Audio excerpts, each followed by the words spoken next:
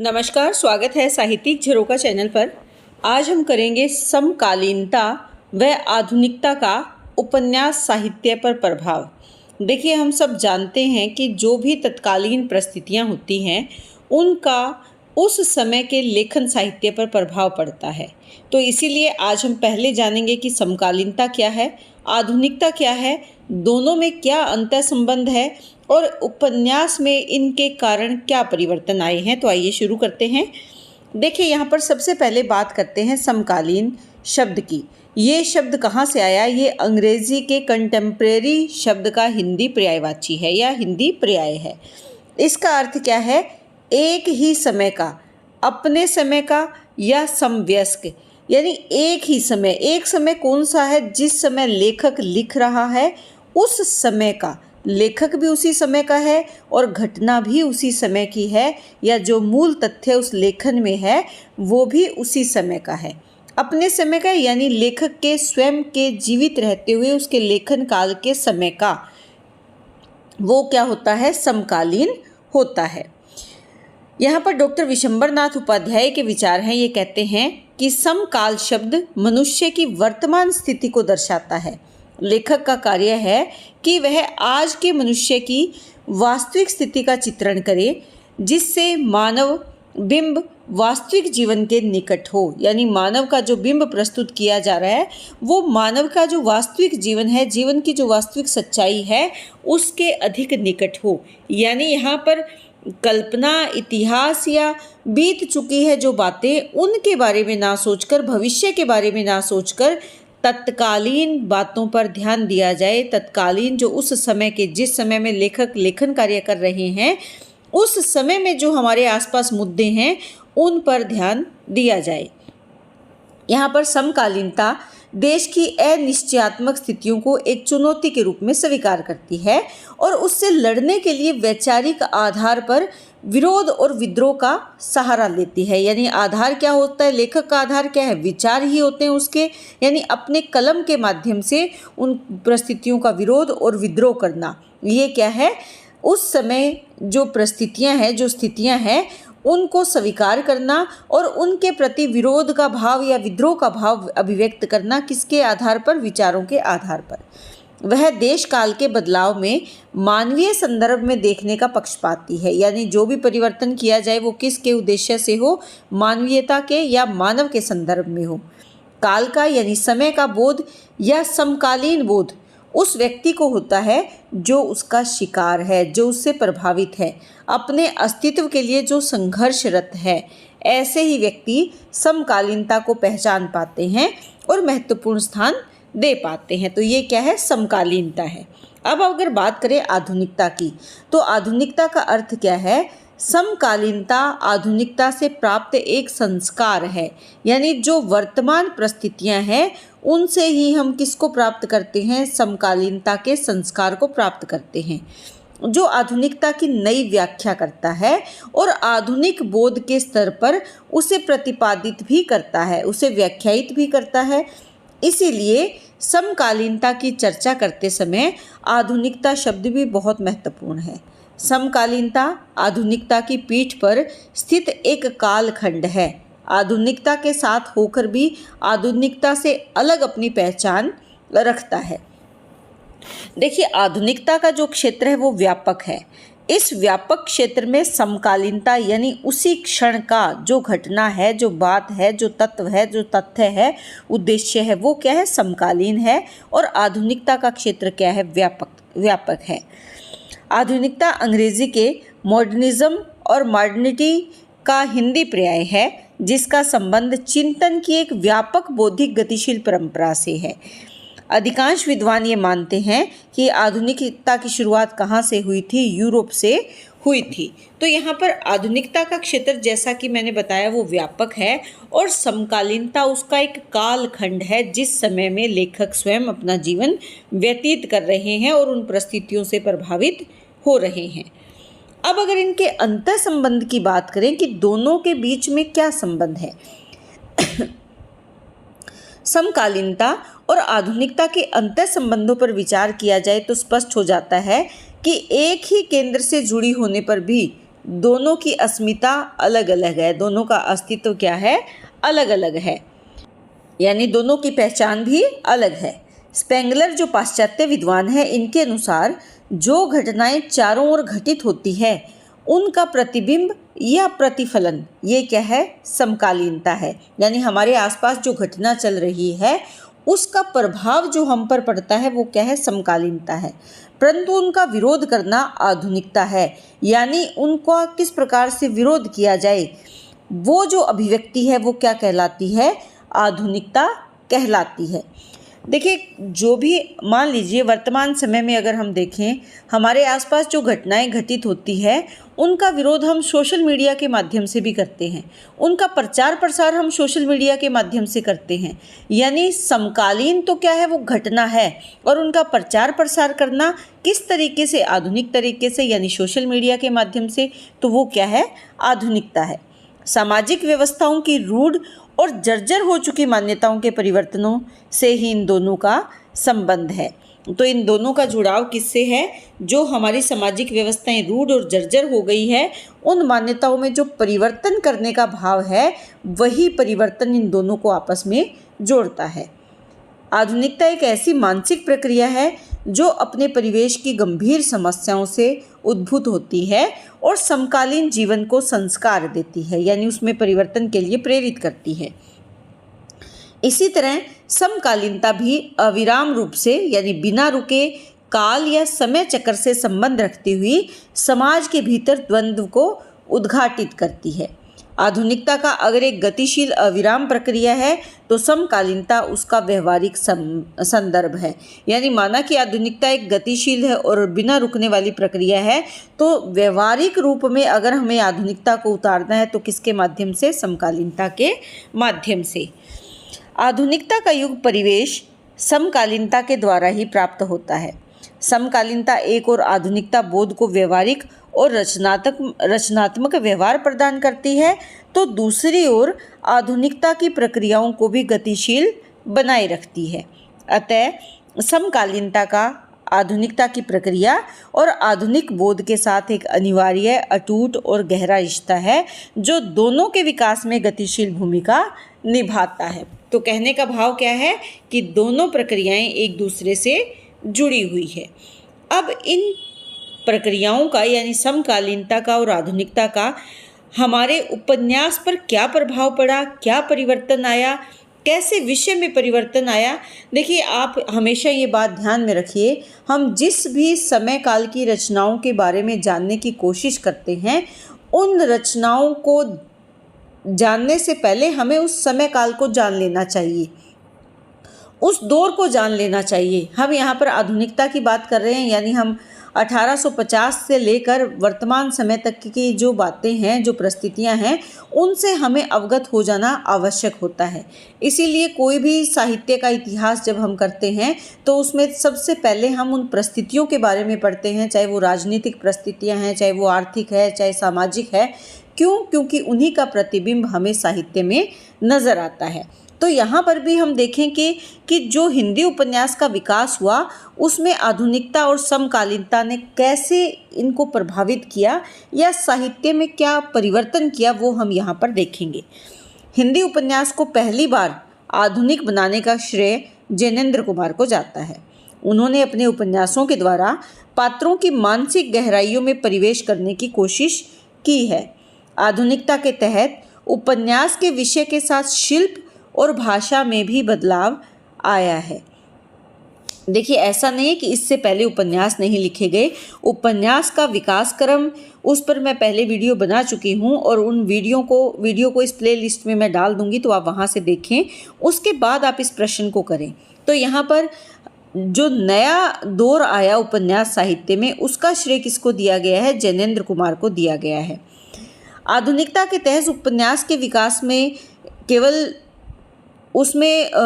ऐसा नहीं कि कथानक में या पात्रों में परिवर्तन आया, बल्कि उसके शिल्प और भाषा में भी पूरा बदलाव आया। जैनेंद्र की भाषा की विशेषता क्या है? सादगी, जिसकी सहायता से उन्होंने आंतरिक मनोभावों को अद्भुत क्षमता के साथ प्रस्तुत किया। 1950 तक के हिंदी उपन्यास मुख्यतः फ्रायड और मार्क्स की विचारधारा से प्रभावित हैं, जिसकी पृष्ठभूमि जैनेन्द्र पहले ही प्रस्तुत कर चुके थे। उन्होंने अपने उपन्यासों में व्यक्ति की गुम हुई पहचान को उभार कर सामने रखा है। इससे पहले जो उपन्यास साहित्य लिखा गया, यहाँ पर व्यक्ति विशेष नहीं है, बल्कि क्या लिया गया, जो तत्कालीन सामाजिक परिस्थितियाँ थी, हमारी जो ऐतिहासिक हमारे जो घटनाक्रम घटित हुए थे, उनको केंद्र में रखा गया। लेकिन जैसे ही हम आधुनिकता की बात करते हैं, तो आधुनिकता में समष्टि के साथ व्यक्ति विशेष को स्थान दिया गया। तो ये इस समय काल में नया परिवर्तन हो रहा था, किसमें? उपन्यास साहित्य में। इससे पहले प्रेमचंद ने जिस यथार्थवादी दर्शन को ग्रहण किया था, उस परंपरा को आगे बढ़ाने का श्रेय यशपाल को दिया जाता है। इनका प्रारंभिक जीवन क्योंकि क्रांतिकारी दल से जुड़ा हुआ था, इसी कारण ये मार्क्सवादी विचारधारा से प्रभावित हुए और उसका गहरा प्रभाव इनके उपन्यास साहित्य पर भी दिखाई देता है। इनके बाद अगर रामेश्वर शुक्ल अंचल की अगर बात करें, तो इनके उपन्यासों में समाज, संस्कृति के राजनीतिक संदर्भ में समकालीन परिवेश के विविध पक्षों को भी रूपायित किया गया, या इनके विविध पक्षों को देखा जा सकता है। किसको? समाज और संस्कृति के राजनीतिक पक्ष को। भगवती चरण वर्मा ने अपने उपन्यासों में परिवर्तित यानी बदलते हुए ऐतिहासिक धारा को मध्य वर्ग के माध्यम से अंकित किया है। यानी जो बदलाव आ रहा था, उसको किसके माध्यम से? मध्य वर्ग के माध्यम से अभिव्यक्त किया। इसी प्रकार अमृतलाल नागर ने व्यक्ति और समाज के सापेक्षिक संबंधों को भी चित्रित किया है। देखिए, यहाँ पर हमें बदलाव दिखाना है कि किस लेखक का योगदान रहा और उन्होंने किस विचारधारा को अपने उपन्यास में शामिल किया।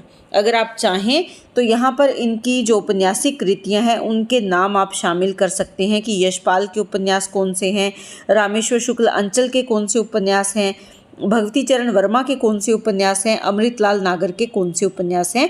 वो आप यहाँ पर अपनी इच्छा अनुसार याद जो होते हैं, उन कृतियों को यहाँ शामिल कर सकते हैं।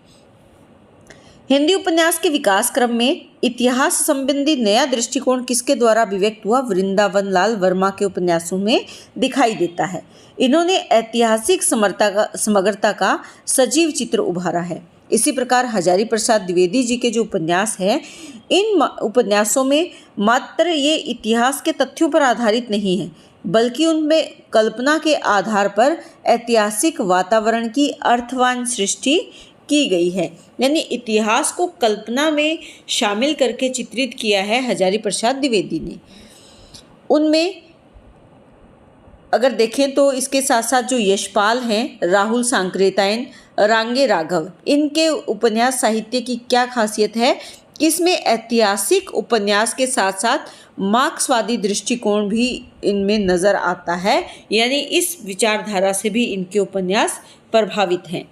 1950 के बाद के दशक में प्रकाशित हिंदी उपन्यास एक नए प्रकार के मुक्ति आंदोलन से जुड़े हुए हैं और व्यक्तिक हैं, यानी व्यक्ति से जुड़े हुए हैं, तो दूसरी ओर सामाजिक भी हैं। यानी एक ओर तो व्यक्तिक भी हैं और दूसरी ओर समाज को भी उद्घाटित करते हैं।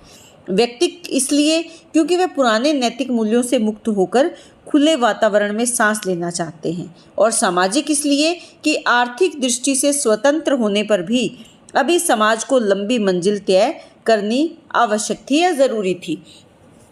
देखिए, यहाँ पर किसकी बात करें? 1950 के दशक के बाद, यानी ये वो समय है जब हम आज़ाद हो गए हैं, लेकिन कहीं ना कहीं हम अपनी रूढ़िवादिता से जकड़े हुए हैं। उस रूढ़िवादिता से मुक्ति की बात कौन करता है? व्यक्ति करता है। तो यहाँ पर व्यक्तिकता ज़रूरी है, वो खुले वातावरण में सांस लेना चाहता है। और सामाजिकता इसलिए क्योंकि वो समय है जब हमने ये सोचा था कि आज़ाद होने के बाद हम एक नया जीवन जिएंगे, नया विकास होगा, नई हमारे देश में उन्नति होगी, प्रगति होगी, सबको रोज़गार मिलेगा, लेकिन ऐसा संभव नहीं हो पाया। और इसीलिए आर्थिक दृष्टि से तत्कालीन समाज के लोगों को एक लंबी मंजिल तय करनी थी। देश विभाजन के कारण जो नई समस्याएं उत्पन्न हुई, उन्हें भी औपन्यासिक रूप दिया गया, यानी उन समस्याओं को भी उपन्यास के रूप में प्रस्तुत किया गया। इस समय प्रकाशित उपन्यासों में चित्रित व्यक्ति और समाज की आस्थाएं निश्चय ही स्वतंत्र देश के उल्लास और मनोबल से अनुप्रेरित थी। यानी किसका प्रभाव था? देश स्वतंत्र हो गया था, उन्हीं परिस्थितियों का प्रभाव इस समय की औपन्यासिक रचनाओं में देखा जा सकता है। इसके साथ साथ हिंदी औपन्यासिक क्षेत्र में आंचलिक उपन्यासों का आगमन हुआ।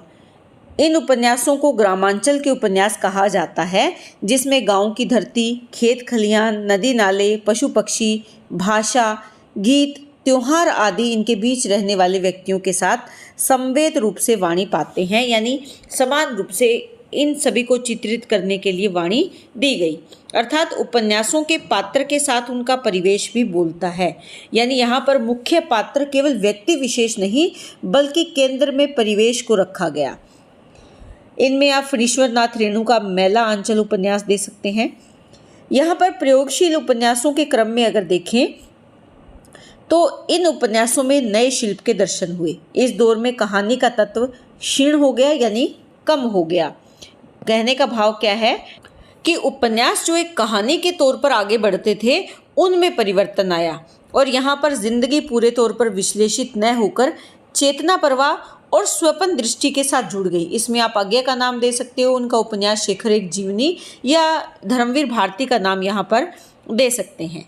आधुनिकता बोध के उपन्यासों की परंपरा में निर्मल वर्मा का काफ़ी प्रसिद्ध नाम है। इस दौर के उपन्यासों में कहीं व्यक्ति तो कहीं पारिवारिक सामाजिक विषमताओं का मुखर विरोध मिलता है। यानी कहीं पर व्यक्ति जो है वो विरोध करता नजर आता है, तो कहीं कहीं परिवार और समाज की जो जकड़न है उससे मुक्ति की बात मानव करता हुआ नजर आता है। 7वें-8वें दशक के हिंदी उपन्यास गांव और शहर की मानव चेतना को समग्रता, एकाग्रता और प्रामाणिकता से व्यक्त करने वाला सर्वाधिक सशक्त साहित्यिक माध्यम बन गया। भारतीय स्वतंत्रता से जो संभावनाएं बनी थी, बाद में दिशाहीन होकर मरुस्थल में भटकने लगी। यानी अब वो दिशाएं वो नहीं मिल रही थी जिस ओर समाज का जो युवा वर्ग है या समाज की जो नई पीढ़ी है वो विकास कर सके। इस भटकाव ने भारत की नई पीढ़ी को मूल्यहीनता की स्थिति में खड़ा होने को विवश कर दिया। यानी भारत किस ओर जा रहा था? मूल्यहीनता की ओर। देखिए, पुरानी जकड़न को तोड़ना चाहते थे, पुराने जो पारंपरिक तौर तरीके थे, रूढ़िवादिता थी, उसको भी खत्म करना चाहते थे। लेकिन जो आधुनिक भारत का सपना उन्होंने देखा था वो भी साकार नहीं हो रहा था। तो ऐसे में भटकाव निश्चित था और इसी भटकाव को कहाँ पर प्रस्तुत किया गया, कहाँ दिखाया गया? उपन्यास साहित्य में। महंगाई और भुखमरी ने जनता को निसहाय बना दिया था। देखिए, क्योंकि हम बहुत ही बुरे दौर से गुजर रहे थे। अंग्रेज़ों के जाने के बाद आर्थिक स्थिति हमारी डामाडोल थी और बेरोजगारी बहुत बढ़ गई थी। इसी कारण देश में भुखमरी की स्थिति थी। नौकरी की खोज में गांव छोड़कर बहुत बड़ी संख्या शहरों की ओर भाग रही थी। जीवन कैसा हो गया था? नरक के समान। त्रास्त विडंबनाओं ने जीवन का एक नया सच पैदा किया। नया उपन्यासकार इसी सच को रचना में रोप रहा था, यानी रचना में प्रकट कर रहा था। इस दौर के अधिकांश उपन्यासकार व्यक्ति केंद्रित रहा और व्यक्ति के माध्यम से समय और समाज की हालत को सामने लेकर आया। इस प्रवृत्ति का सर्वाधिक मुखर विस्फोट रमेश चंद्र शाह के गोबर गणेश, किस्सा गुलाम या मनु भंडारी के उपन्यास आपका बंटी जैसों में इसको प्रदर्शित किया गया या इसको प्रकट किया गया। तो देखिए, यहाँ पर परिस्थितियाँ ही प्रभाव डाल रही है। जो समकालीनता है, समकालीनता क्या है? महंगाई है, भूखमरी है, बेरोजगारी है, शहरों की ओर गांव का विघटन हो रहा है, गांव से जो लोग हैं पारिवारिक विघटन हो रहा है, शहरों में जनसंख्या बढ़ रही है। तो इसका प्रभाव यानी मशीनीकरण से प्रभावित हो रहे हैं हम। इसीलिए कल कारखानों की तरफ जो गांव के ग्रामीण या जो किसान वर्ग है वो कहाँ जा रहा है? मजदूरी के उद्देश्य से कल कारखानों की तरफ भाग रहा है, यानी शहरों की ओर आ रहा है। तो इसका प्रभाव कहाँ दिखाई दे रहा है? समकालीन परिस्थितियों का प्रभाव आधुनिकता के दृष्टिकोण में कहाँ दिख रहा है? उपन्यासों में दिखाई दे रहा है। व्यक्ति के माध्यम से उपन्यासकार सब और उसके आसपास के परिवेश में उलझता है। उसका ध्यान राजनीतिक आर्थिक स्थितियों पर जाता है, जिसने आज के ईमानदार व्यक्ति को भीतर से अकेला कर दिया है। उपन्यास के पात्र अपनी नियति को पहचानते हैं और राजनीतिक उधेड़-बुन में भी प्रवृत्त रहते हैं। इन सब केंद्रित उपन्यासों में नर नारी संबंधों की छानबीन बहुत बारीकी से की जाती है।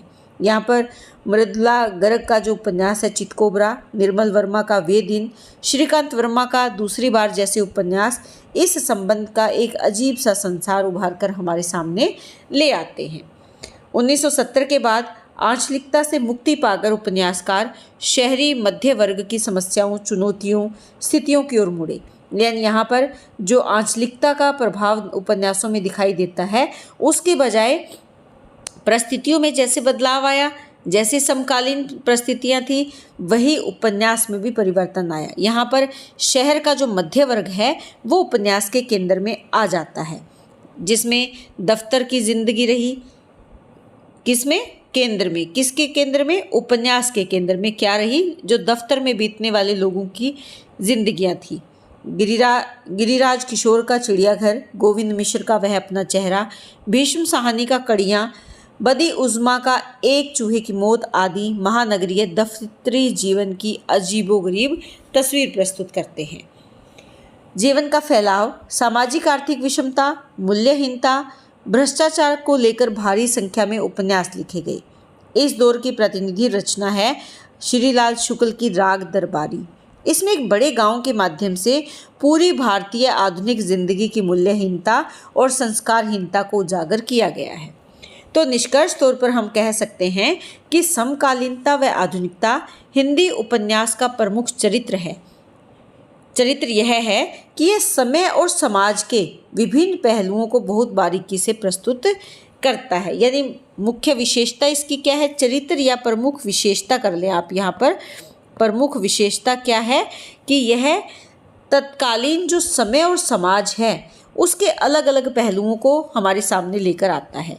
यह उपन्यासकारों के व्यक्तिवाद के माध्यम से व्यक्ति, समाज और सांस्कृतिक परिवर्तनों के संदर्भ में नई दृष्टि प्रस्तुत करते हैं।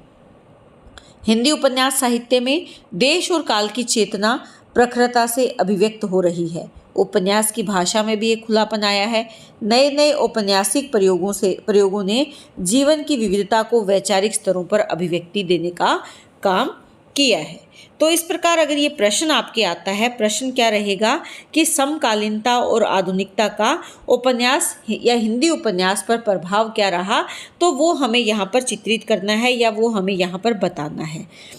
इसकी जो विशेषताएं हैं, आधुनिक या समकालीन उपन्यास साहित्य की जो विशेषताएं हैं, उसका वीडियो मैं अलग से बनाऊंगी। तो यहाँ पर हमने बताया कि किस प्रकार उपन्यास साहित्य में समकालीन और आधुनिकता का प्रभाव पड़ा और उपन्यास साहित्य का विकास किस प्रकार हुआ। उम्मीद करती हूँ कि प्रश्न आपको अच्छे से समझ में आया होगा।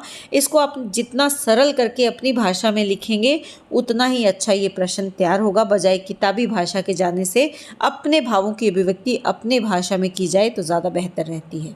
बहुत बहुत धन्यवाद।